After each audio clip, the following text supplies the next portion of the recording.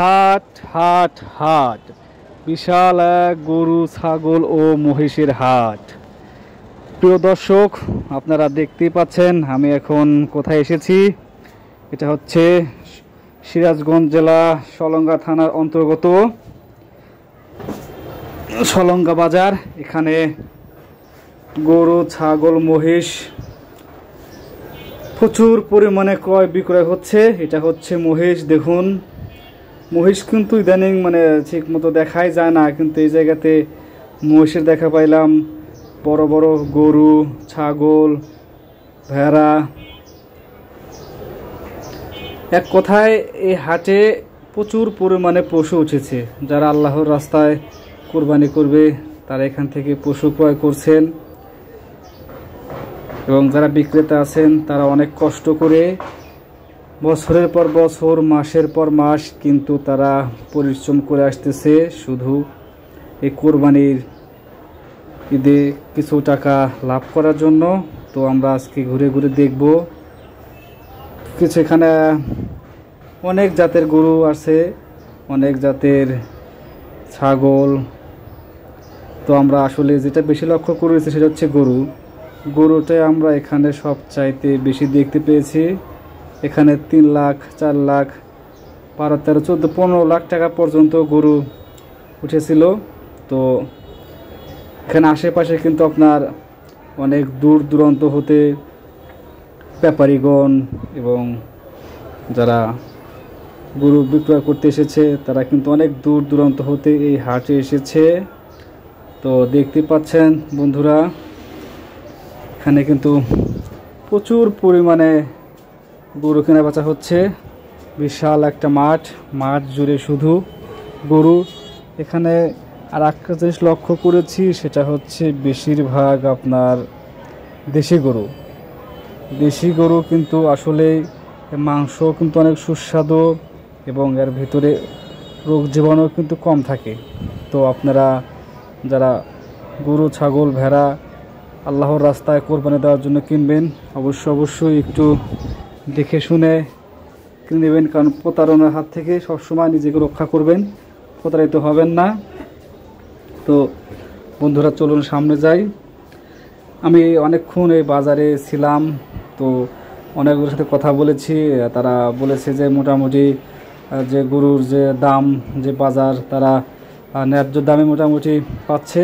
তো একটা গরু 3 থেকে 6 মাস, 9 মাস, 1 বছর লালন পালন করলে কিন্তু প্রচুর পরিমাণে কিন্তু অর্থ খরচ করতে হয়।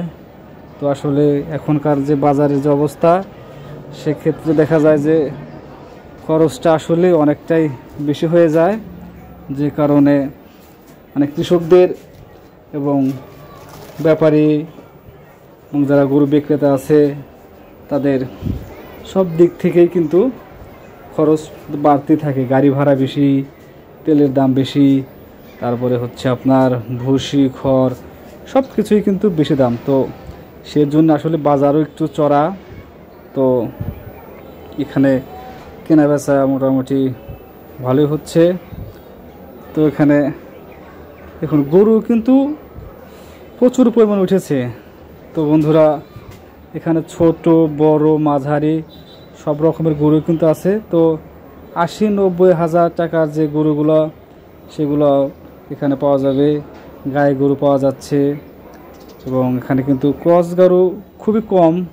তো দেশি গরুটাই বেশি লক্ষ্য করেছি এই বাজারে। তো আপনারা দেখতে পাচ্ছেন এখানে একটা গরুর দাম কিন্তু 15 লাখ টাকা পর্যন্ত উঠেছে। আমি তো আপনাদের দূর থেকে দেখানোর চেষ্টা করছি এই মাঠটাতে। এটা দেখুন, শুধু মানুষ আর মানুষ। এখানে প্রচুর পরিমাণে গরু বেঁধে রাখা হয়েছে,